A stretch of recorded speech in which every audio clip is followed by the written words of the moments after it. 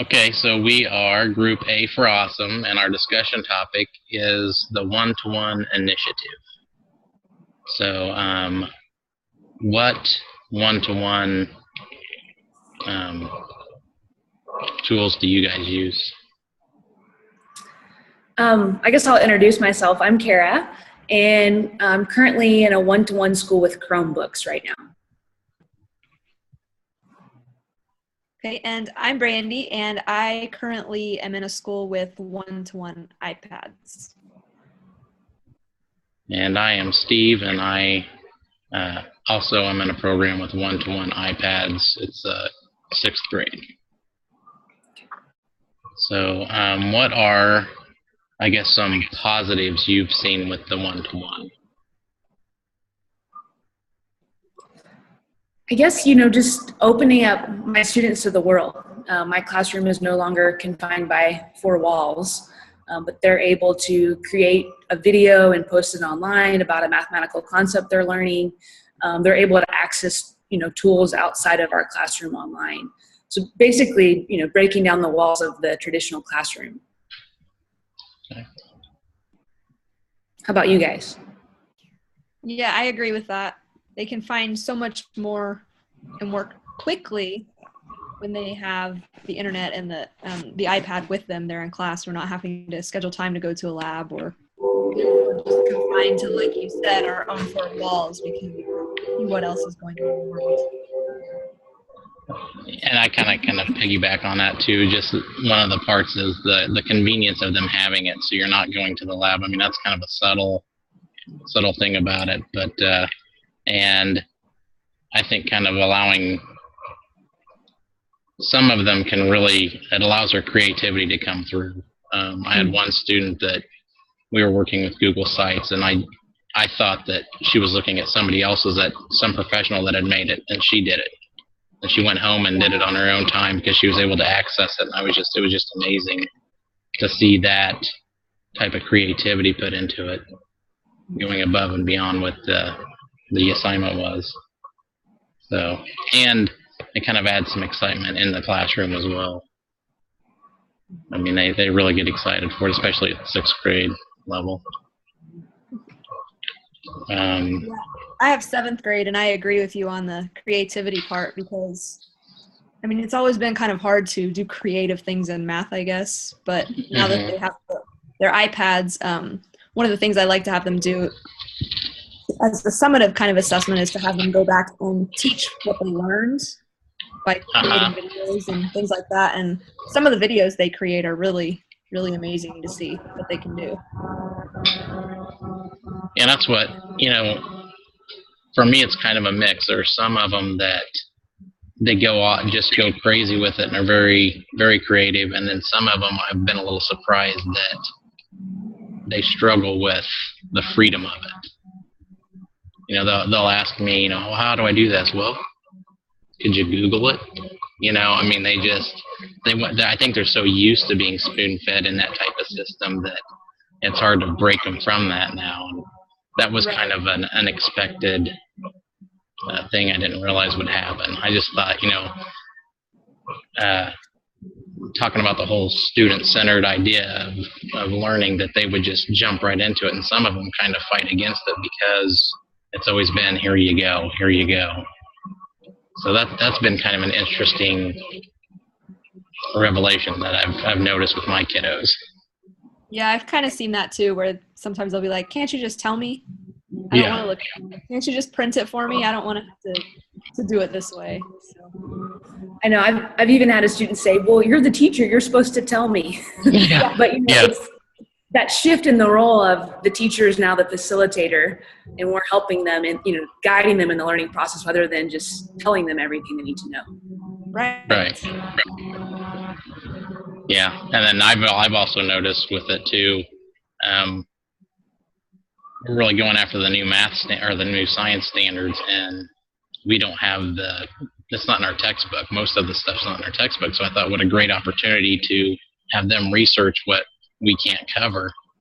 And it's been a challenge stepping back for me, because one, you got to give them more time to discover the stuff, And then it also kind of feels like I'm not doing a whole lot when I am, but not as much as I used to. So Right, when you're not standing up in front of the class, it feels like, oh, maybe I should be doing something, but really you are. Yeah. Just a different way. But it sure doesn't feel like it after, years of, I guess the term I always go to is the poke and puke, where we poke it into them and then we expect them to puke it back on a test or something like that. It's a different, definitely a different role. So, how has your adoption been? Like some challenges that have come up? Well, one of our big challenges with having iPads is the kids wanting to use it to play games all the time, and not necessarily, they don't always see it as a tool for school, but more as the gaming device. So we've had some challenges with that. And then some kickback from parents not wanting some kids to have them just because they think it's more of a distraction. They also don't see it as a learning tool. I see. Cara, have you noticed anything? We're just getting started. We're a few months in, and our high school went 1-to-1 with laptops like 3 years ago. So we learned a lot from that process and how that went. And so our middle school one this year has been much smoother. We do have some issues with, the kids wanting to do things off task, but we kind of set it up from our whole teaching team from day one that this is a learning tool and we're giving you this to learn. I think maybe one of the disadvantages is we don't allow the students to take their Chromebooks home. And so sometimes when you're wanting them to do stuff at home, you don't necessarily have that connection. They're having to find time at school to finish up projects or work on different assignments. That's what we run into, that same thing. We don't let our sixth graders take them home. Once they get to seventh and older, they can take them home. But yes, if there's anything that we want them to finish dealing with the iPad, it has to be finished at school. And then we've had some unexpected, things that we didn't really plan for, like our network wasn't completely ready for that much use. And then when we got it ready, it ended up being, we needed more because we added another class of iPads. So little things like that have been interesting to work out, and just the dynamics of putting different apps on them and that sort of thing. That's been kind of a challenge. Yeah, we've had some network issues as well. When we first rolled out the iPads, it was middle school got the 1-to-1 first. And then last year, the high school went 1-to-1 with MacBook Airs. So then our middle school, we have 1,000 kids, and in the high school, they're close to 3,000. So when you have all of those kids trying to use the same network, we found that when 1 o'clock hits, that's when our high school kids are in seminar. And so then over at the middle school, since we all filter through the same internet, we can't use things during that time because there's so many people on. So they're trying to find a fix to get the high school on their own network or something. See, we were having problems with our high school. It's amazing how they come up with remedies or solutions to problems. Our school blocked Pandora because they were worried about it pulling down the network. So they blocked it. Well, the high schoolers came up with a creative way to run YouTube in the background so they could listen to music. Well, the YouTube videos were pulling a lot more than the Pandora was, so then they had to block YouTube for a while. Then, the networks are they're definitely interesting. Yes, they are. We go back and forth between things being blocked that are taking up too much bandwidth and not being blocked. And Right.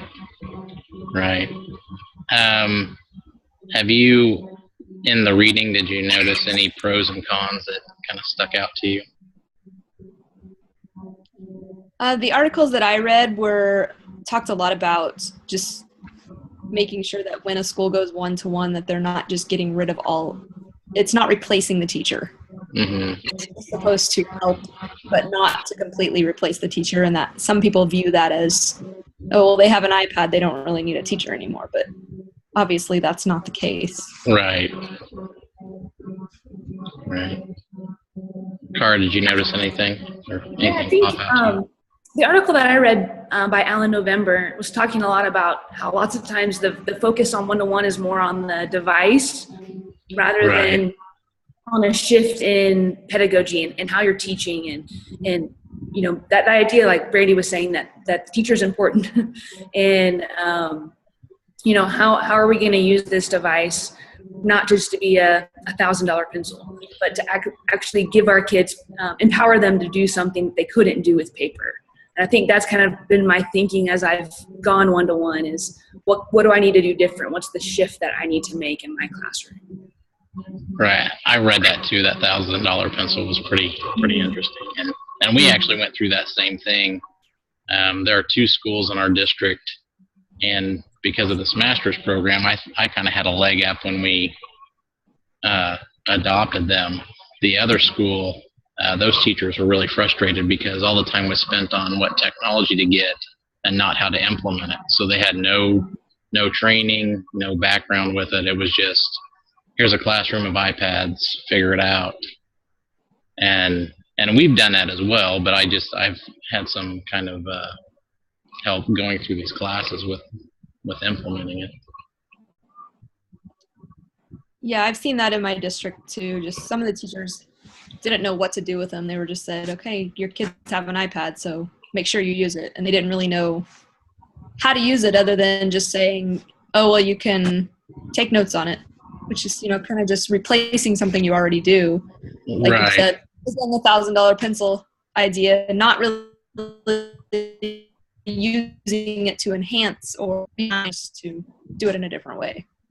And I Right. think that's a struggle sometimes, is to actually use it for more, not just to replace something you're already doing, which is kind of what we've gone through the SAMR training in my district. So that's kind of what that's all about, is, you know, moving from the level of just replacing, you know, now they can do homework with their finger instead of on a piece of paper. But that's not really, you know, the whole point. You're trying to get them to create and analyze and evaluate and do all of those other things. Right. I'm trying to think of, do you guys have anything else that stuck out with you?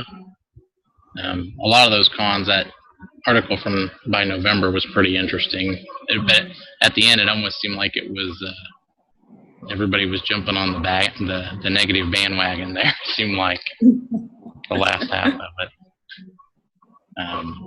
And all of it was true, I think, but it's just, if teachers have the training or some ideas as to how to get that upper level thinking out of them instead of just drill and practice, that makes a big difference, I think. Yeah, I agree.